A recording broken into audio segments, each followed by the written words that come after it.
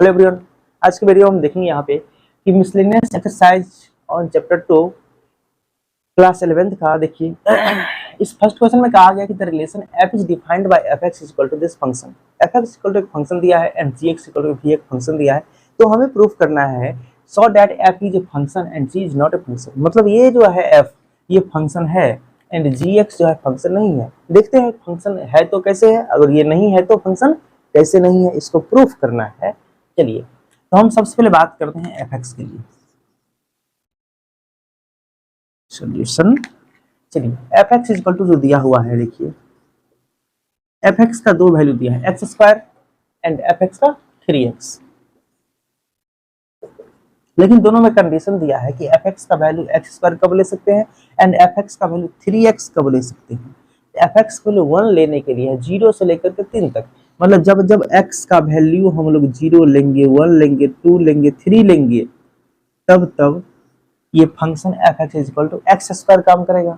And जब जब x का वैल्यू 3, 4, 5, 6, 7, 8, 9, 10, यहाँ पे 3 से लेकर के 10 तक लेंगे, तब तक आपका fx इक्वल टू 3x काम करेगा। ठीक है, देखिए हम यहाँ पे एक ऑर्डर्ड पेयर बनाएंगे, सबको ऑर्डर्ड पेयर के रूप में सबको लिखेंगे।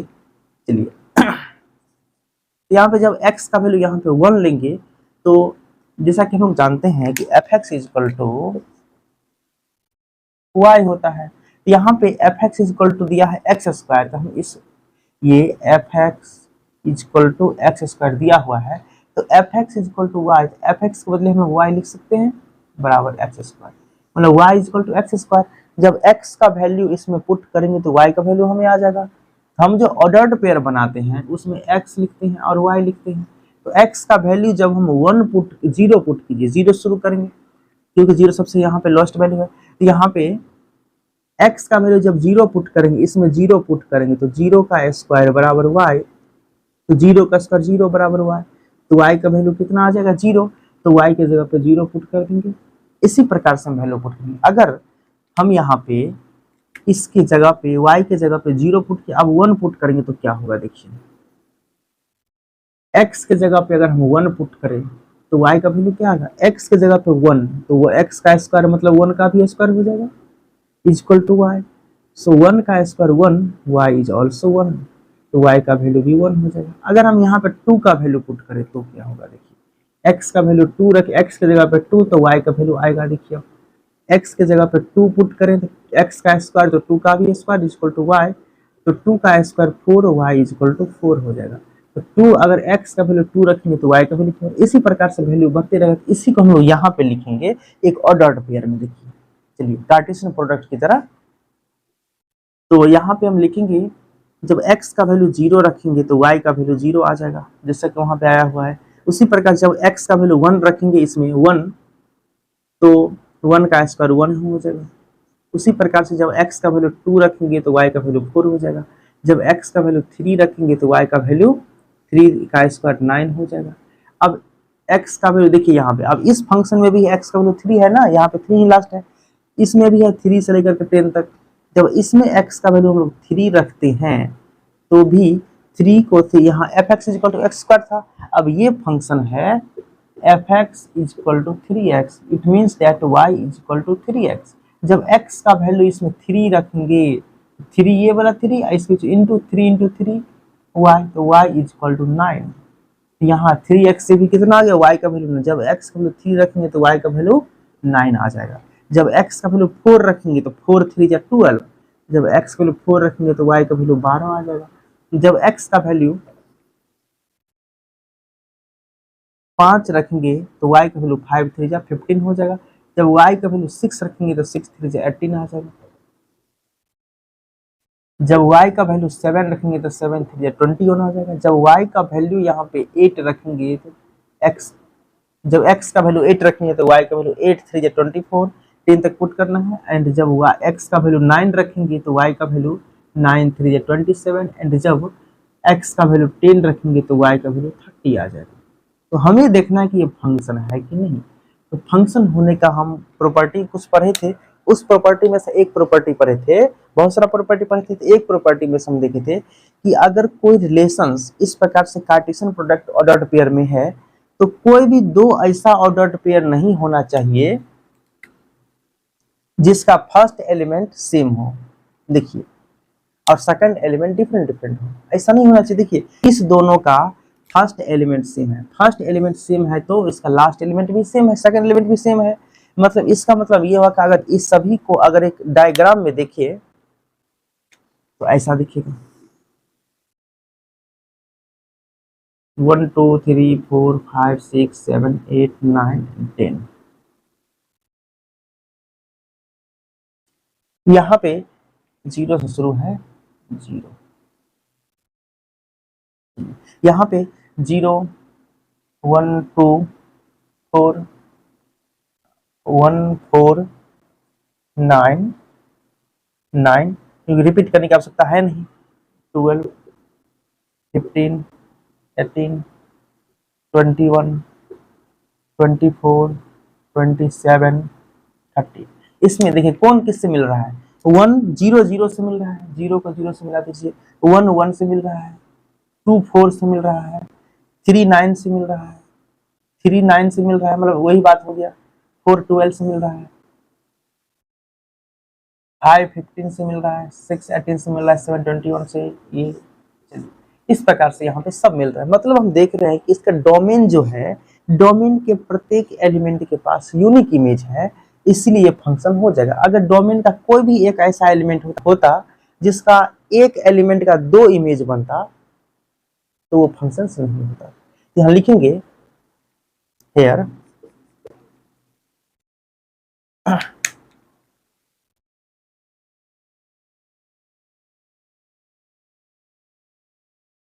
each element of domain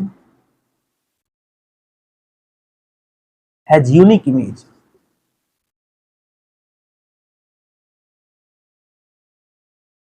यहाँ पे each element of domain has unique image। देखिए ये जो आपका डोमेन देख रहे हैं, डोमेन के प्रत्येक एलिमेंट के पास यूनिक मतलब सिंगल इमेज है। सो fx इज फंक्शन, इसलिए fx क्या होगा, फंक्शंस। यही हमें दिखाना था, अगर फंक्शन है तो कैसे है और फंक्शन नहीं है तो कैसे नहीं है, इस चीज को आप समझ गए। अब उसी प्रकार से हम देखेंगे यहाँ पे कि gx को देखते हैं कि gx किस प्रकार से फंक्शंस। इसमें कहा कि gx not a function, gx function नहीं है। फंक्शन कैसे नहीं है, क्यों नहीं है, उसका तो कारण तो कुछ चाहिए ना। उस कारण को हम लोग यहाँ पे अब पता करते हैं, इसको मिटा करके फिर हम पता करते हैं कि आखिर gx क्यों नहीं है।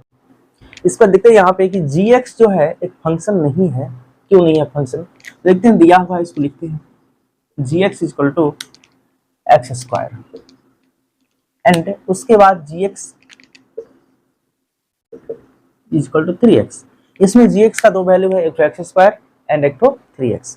लेकिन एक्स स्क्वायर यानी कि ये कब यूज करेंगे एंड 3x कब यूज करना है, उसका कंडीशन दिया हुआ है, तो उस कंडीशन को देखते हैं।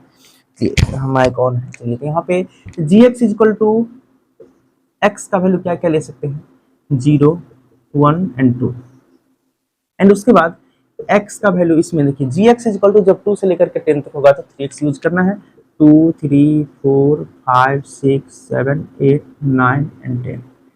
अगर x का वैल्यू यहाँ पे 0 से लेकर के 10 तक होगा तो 3x का यूज करना है, और gx का जब 0 1 2 होगा तो x स्क्वायर यूज करना है। देखिए ये आप सही वैल्यूज को हम पुट करके देखेंगे एक रिलेशन में, एक कार्टेशियन प्रोडक्ट की तरह। यहाँ पे जब इसमें देखिए gx equal to x square and दूसरा function gx equal to 3x, इसमें वैल्यू का पुट कैसे करेंगे, देखिए जब हम gx में एक कार्टेशियन प्रोडक्ट कैसे बनाएंगे, यानी कि 0 पुट करेंगे तो इसमें एक्स स्क्वायर का वैल्यू क्या आएगा, gx में यहाँ पे अगर एक्स वाई इस प्रकार से मान ले, इसको gx equal to y equal to x square, इसमें x का वैल्यू अगर 0 पुट करे तो हमें y का वैल्यू आ जाएगा। उसी प्रकार से अगर इसका वैल्यू 0 पुट करे तो 0 का स्क्वायर बराबर 0, जिस प्रकार से पहले fx हम पुट किए सेम उसी प्रकार से कार्टेशियन प्रोडक्ट में यहाँ इसका भी निकालना है। तो यहाँ पे देखिए, तो जब इसमें x का वैल्यू 0 पुट करेंगे तो gx का वैल्यू भी क्या आएगा, 0 आ जाएगा। नेक्स्ट जब x का वैल्यू 1 पुट करेंगे तो gx का वैल्यू क्या होगा, 1 का स्क्वायर 1 हो जाएगा। जब x का वैल्यू 2 पुट करेंगे तो 2 का स्क्वायर 4 हो जाएगा, तो gx का वैल्यू 4 हो जाएगा। एंड उसके बाद एंड उसी प्रकार से जब x का वैल्यू 3 पुट करेंगे, देखिए इसमें 3 तो है नहीं, जब x का वैल्यू 3 पुट करेंगे तो 3 यहाँ पे आ जाएगा। देखिए यहाँ इस इक्वेशन में भी 2 पुट कर सकते हैं ना, तो 2 फिर से पुट कर लीजिए। जब x का वैल्यू इसमें 2 पुट करेंगे, इसमें 2 से कम इसमें 1 पुट नहीं कर सकते हैं, इसमें 0 पुट नहीं कर सकते हैं, इसमें जहां से वैल्यू दिया गया वहीं से पुट कर सकते हैं। इसमें आप 3 पुट नहीं कर सकते हैं क्योंकि इसमें कहा x का वैल्यू 0 1 2 ही पुट कर सकते हैं। इस इक्वेशन में जब हम 2 पुट करेंगे तो क्या आएगा, देखिए तो 3 इंटू 2 x का वैल्यू 2 पुट करेंगे तो 3 2 6 हो जाएगा, तो gx का वैल्यू 6 होगा। यहाँ पे फंस गया बात, देखिए यहाँ पे एक ही कोडोमेन का सिंगल एलिमेंट का 2 इमेज यहाँ बन रहा है, इसीलिए फंक्शन नहीं होगा। इससे पूरा हम निकाल के आपको दिखाते हैं। यहाँ पे देखिए सिंगल उस यानी पिछला fx में क्या था कि इस दो ठो ऑर्डर्ड पेयर का फर्स्ट एलिमेंट सेम था, सेकंड एलिमेंट भी सेम था, लेकिन यहाँ पे फर्स्ट एलिमेंट तो सेम है लेकिन सेकंड एलिमेंट सेम नहीं है। इसका मतलब ये हुआ कि 2 का 2 इमेज बन रहा है, 2 4 पे भी जा रहा है, 2 6 पे भी जा रहा है, मतलब एक ही एलिमेंट का 2 इमेज, नॉट यूनिक इमेज। यहाँ पे यूनिक इमेज नहीं बन रहा है, इसलिए फंक्शन नहीं होगा। इसे पूरा बना के दिखाते हैं, देखिए तो 2 6 हो गया। एंड उसके बाद जब x का वैल्यू 3 पुट करेंगे तो 3 3 जा 9 हो जाएगा। जब x का वैल्यू 4 पुट करेंगे 4 3 जा 12। जब x का वैल्यू 5 पुट करेंगे तो 5 3 जा 15 हो जाएगा। जब x का वैल्यू यहाँ पे 6 पुट करेंगे 6 3 जा 18। जब x का वैल्यू 7 पुट करेंगे तो यहाँ पे gx का वैल्यू 21 हो जाएगा। एंड जब x का वैल्यू 8 पुट करेंगे तो ये 24 हो जाएगा। और जब x का वैल्यू 9 पुट करेंगे तो 27। जब x का वैल्यू 10 पुट करेंगे तो 13। ठीक है, ये हो जाएगा। इस प्रकार से कार्टेशियन प्रोडक्ट बनाएगा। देखिए अगर इसको हम डायग्राम में देखें,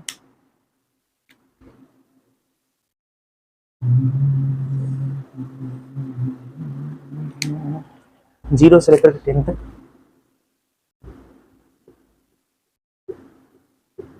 चलिए एंड इसका इसमें देखेंगे 0 1 4 6 9 12 15 18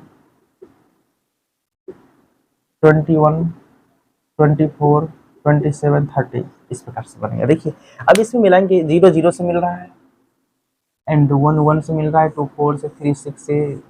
देखिए यहाँ पे 2 जो 1 मिनट 2 4 से मिला एंड 2 6 से भी मिला है, 3 9 से मिला है, 4 12 से, 5 15 से, 6 16 से। मतलब इसमें हर एक एलिमेंट का सिंगल इमेज है, बशर्ते 2 को छोड़ करके सिर्फ 2 एक ऐसा एलिमेंट है जिसका 2 इमेज है। हम फंक्शन के लिए जानते हैं कि फंक्शन कोई भी रिलेशन फंक्शन तब होगा जब डोमेन का प्रत्येक एलिमेंट का यूनिक इमेज होना चाहिए। यूनिक इमेज मतलब सिंगल इमेज होना चाहिए। इस डोमेन में देखिए 2 है, इसका 2 इमेज बन रहा है। जिस प्रकार से हम बताए थे, किसी भी एक आदमी का 2 ठो वेट नहीं हो सकता, 2 ठो वजन नहीं है। एक टाइम पे एक आदमी का 2 वेट संभव नहीं है। उसी प्रकार से यहाँ पे एक डोमेन का 2 ठो इमेज होना अगर है, 2 ठो इमेज है तो फंक्शन नहीं होगा। तो यहाँ पे लिख देंगे इसका कारण कि आखिर ये फंक्शन क्यों नहीं लिखेंगे।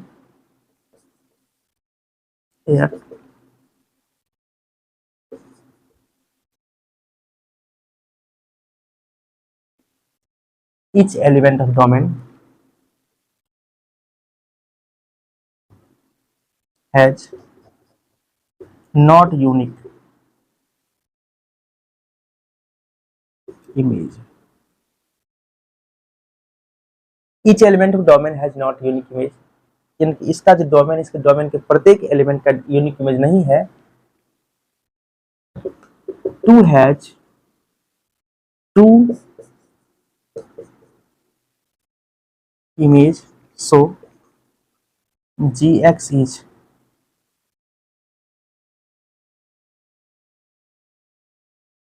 नॉट ए फंक्शन, इसलिए gx फंक्शंस नहीं होगा। ठीक, इसका देखते हैं इसका सेकंड क्वेश्चन क्या है, उसके बारे में हम डिस्कस करते हैं।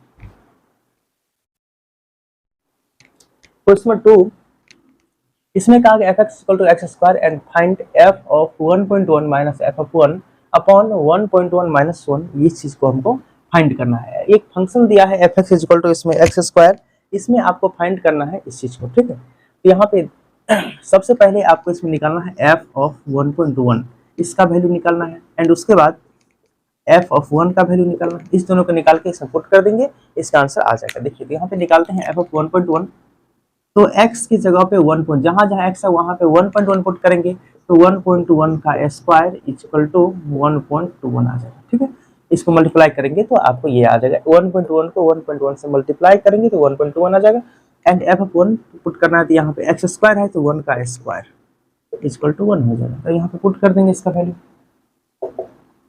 f ऑफ 1.1 इसका वैल्यू यहाँ पे है 1.21 माइनस f ऑफ 1 का वैल्यू यहाँ पे आया है 1 अपॉन यहाँ पे 1.1 माइनस, इसको माइनस कर देंगे 1.1 में से 1 को, तो 0.1 आपका आंसर बच जाएगा, यहाँ पे 0.1 बचेगा। ठीक है, चलिए अब नेक्स्ट में 1.1 में से 1 को माइनस करेंगे तो 0.21 अपॉन यहाँ पे 0.1। अब डेसिमल को उड़ाएंगे, देखिए डेसिमल को यहाँ से अगर उड़ाएंगे तो यहाँ पे डेसिमल के बाद 2 डिजिट है, तो यहाँ पे 1 पे 00 आएगा। इस डेसिमल को उड़ाएंगे तो यहाँ पे 1 डेसिमल के बाद एक अंक है, मतलब 1 पे 10 आएगा, 100 कटेगा तो बचेगा यहाँ पे 21 अपॉन 1 इंटू 10, मतलब 21 अपॉन 10 बचेगा, मतलब 2.1 इज योर करेक्ट आंसर। यहाँ पे नीचे में एक जीरो है, मतलब ऊपर में एक अंक के पीछे डेसिमल जाएगा, तो 2.1 इज योर करेक्ट आंसर। इस प्रकार से क्वेश्चन नंबर 30 के बारे में बात करते हैं।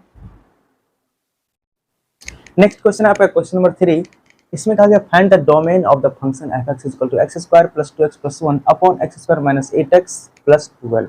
इसमें कहा गया इस फंक्शन का domain. What is the meaning of domain? Domain का मतलब होता है यहाँ पे कि कौन कौन सा वैल्यू उसमें हम इनपुट कर सकते हैं, यानी इनपुट कुछ भी कर सकते हैं यहाँ पे, लेकिन इनपुट करने के बाद उसका कुछ न कुछ वैलिड वैल्यू आना चाहिए।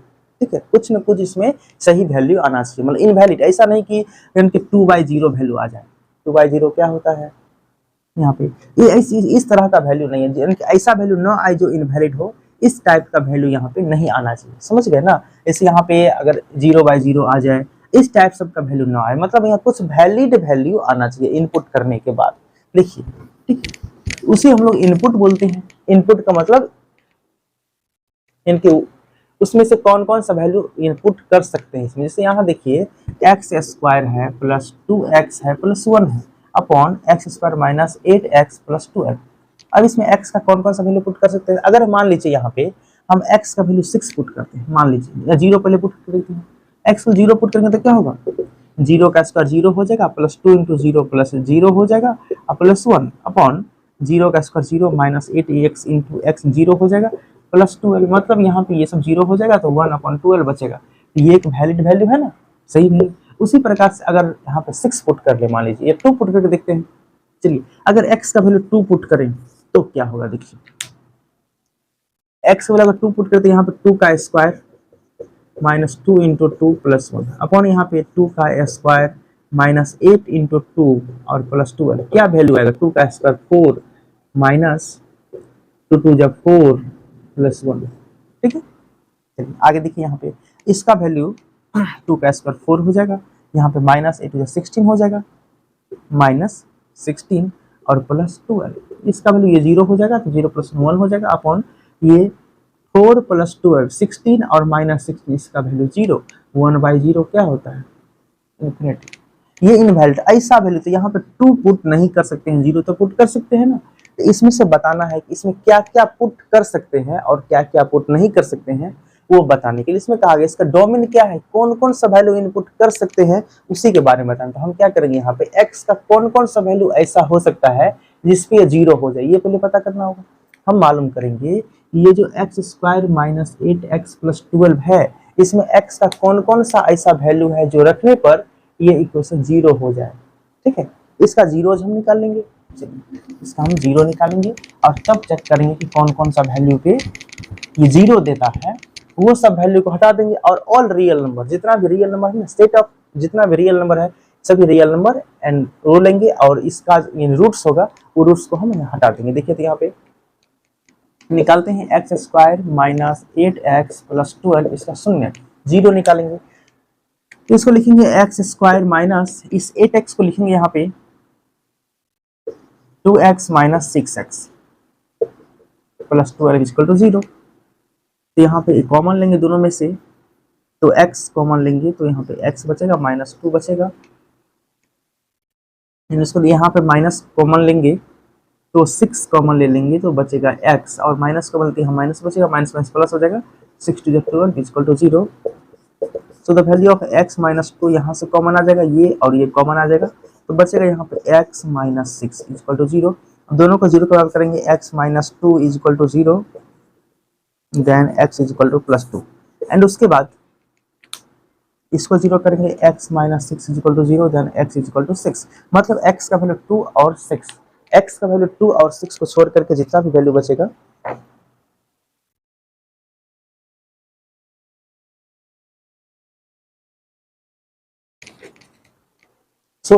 इसका डोमेन पूछा गया है, तो 2 और 6 को छोड़ करके जितना भी रियल वैल्यू होगा वो सभी रियल वैल्यू हम इस फंक्शन में पुट कर सकते थे। यहाँ लिखेंगे domain of this functions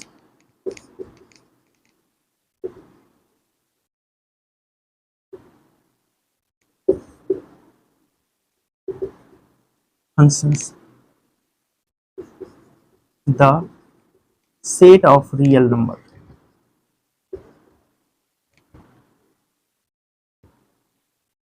set of real numbers except, छोड़ के, किसको छोड़ के, 2 and 6, सिर्फ 2 और 6 को, 2 and 6 को छोड़ करके बाद में जितना भी रियल नंबर होगा ना वो सभी रियल नंबर इसका डोमेन होगा। या इसको ऐसे भी लिख सकते हैं कि all domain is equal to all real number 2 and 6, मतलब 2 और 6 को छोड़ करके सभी real number is the domain of this function, ये इसका डोमेन हो जाएगा। ठीक है, इसी प्रकार से नेक्स्ट क्वेश्चन नंबर क्या है उसके बारे में हम नेक्स्ट वीडियो में बात करेंगे। तब तक के लिए बाय।